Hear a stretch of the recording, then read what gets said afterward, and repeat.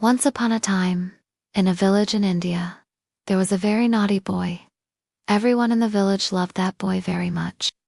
You might wonder why.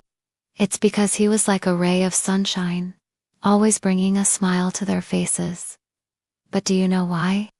Let me tell you. Chapter 1: The Village and the Start of Mischief. In the peaceful village of Noldanga, nestled among golden rice fields and shaded green trees, lived a 10-year-old boy named Roni. The village was calm, the people were kind. But there was one name everyone knew for a different reason: Roni, the most mischievous child in the entire village. If you ask me, Roni wasn't a bad boy. He didn't hurt anyone on purpose, but his hands and feet were always restless, looking for some kind of trouble to stir up. He chased ducks, tied banana leaves on cows' tails, and once even painted the school walls with mud, just for fun. When Roni grew up, he would often reminisce about those days, shaking his head at his own antics. You see, from the time he could walk, Roni was a bundle of energy. He was like a little whirlwind, always darting around, poking his nose into everything. The villagers called him the Little Storm. If something odd happened, it was probably Roni. Like when old Mrs. Gupta's prized mango tree was found with strange carvings in its bark, or when Mr. Sharma's goat started sporting a stylish new haircut. Even the village dogs had learned to stay out of Roni's way. After all, who would want to get on the bad side of a kid who specialized in tying shoelaces together? But Roni's mischief wasn't born out of malice. It was simply his way of exploring the world. To him, life was one big playground, and he was determined to have fun no matter what.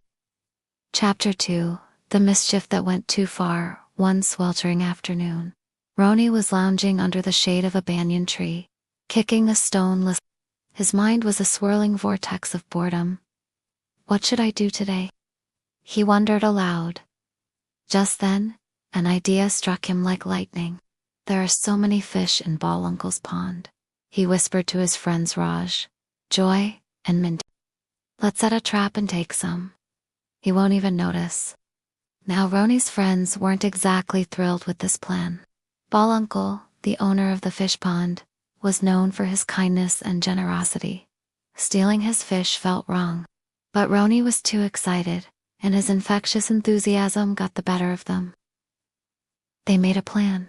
The next night, under the cloak of darkness, they crept towards Ball Uncle's pond. Armed with a bamboo fish trap, they set it up near the edge of the water and hid in the tall grass nearby. Soon the trap was in place, and the boys giggled with excitement. It was only a matter of time before Ball Uncle's fish became their dinner. With the trap set, the boys dashed back home, leaving the fate of Ball Uncle's fish hanging in the balance. Little did they know, they wouldn't get away with it for long. Chapter 3: Caught in the Morning. As dawn broke over Noldanga, a gentle breeze carried the scent of fresh jasmine and frying paratha. But for Ball Uncle, the morning started with a terrible shock. He rushed to his pond and let out a furious shout. Who stole my fish? The sight that greeted him was nothing short of disaster. Nets were torn, the water was muddy, and his fish were vanished. It was evident that someone had tampered with his pond. A meeting was called in the village square. People gathered discussing who could be responsible for this. The chairman stood and said, Whoever did this, confess now, or there will be punishment. But the silence that followed was deafening. No one stepped forward. Suddenly, a small voice broke the quiet. Roni stood up, his eyes lowered.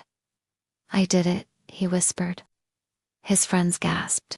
They couldn't believe Roni had betrayed them. But Roni continued, I'm sorry, Uncle. I won't do it again. Ball Uncle's face softened with understanding. He knew Roni's reputation, and though he was disappointed, he wasn't entirely shocked. So, Roni, he began, his voice firm yet kind, do you understand why stealing is wrong? Roni nodded. I'm sorry, Ball Uncle, I won't do it again. Chapter 4: The beginning of change. The villagers were taken aback by Roni's confession. They'd known him to be a prankster, not a thief. But what surprised them even more was how calmly Roni had admitted to his mistake. Uncle's disappointment turned into admiration. Instead of punishing Roni, he decided to teach him a valuable lesson. Stealing is wrong, Roni, he said, but admitting your mistakes takes even more courage. Today, you showed me that you're brave enough to apologize. That's something to be proud of. Hearing Bulu Uncle's words, a wave of relief washed over Roni. He realized that being naughty was one thing, but being dishonest was quite another, and he was glad he had come clean. That evening, Roni sat with his mother, recounting the events of the day. As she listened, a soft smile played on her lips. I'm proud of you, my son, she whispered, hugging him close. Being honest is the best policy, Roni. I know you're still a handful sometimes, but you're growing up to be a fine young man. From that day, Roni began to change. Gone were the days of mischief and mayhem. Instead, Roni became a beacon of responsibility, always lending a helping hand to those in need. He no longer chased ducks or tied banana leaves to cows' tails. Instead, he watered the plants of the old and frail, helped them cross busy roads, and even tutored younger kids in their studies. Chapter 5. Who is Roni now? 2 years flew by like birds of paradise, and Roni blossomed into one of the most respected young men in Naughtiness. He topped his class, becoming the best student. He looked after the village animals, planted trees, and even organized cleanup drives. One day, a group of tourists visited Naughtiness. When they asked the elders about the village's mischievous boy, Roni, a wide grin spread across the old folks' faces. Ah, Roni, they said, gesturing towards a young man helping an elderly woman cross the street. That's him. He used to be the naughtiest child here. Now he's the pride of Naughtiness. And that's the story of Roni, the boy who went from being the village prankster to being its shining star. Moral of the story: everyone makes mistakes. It's part of being human. Sometimes we stumble, we fall, and we hurt others unintentionally. But true bravery isn't in being perfect. It's in admitting our mistakes and choosing to change. Just like Roni, when we own up to our actions and strive to be better, we become stronger and wiser. It's not about never making mistakes, but learning from them and moving forward with honesty and integrity. That's the real test of character.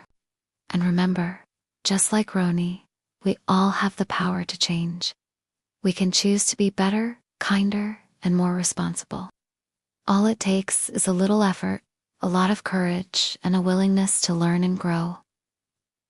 Did you like the story of Roni? Let me know in the comments below. And if you want to hear more stories like this, don't forget to hit that like button and subscribe for more content. See you next time.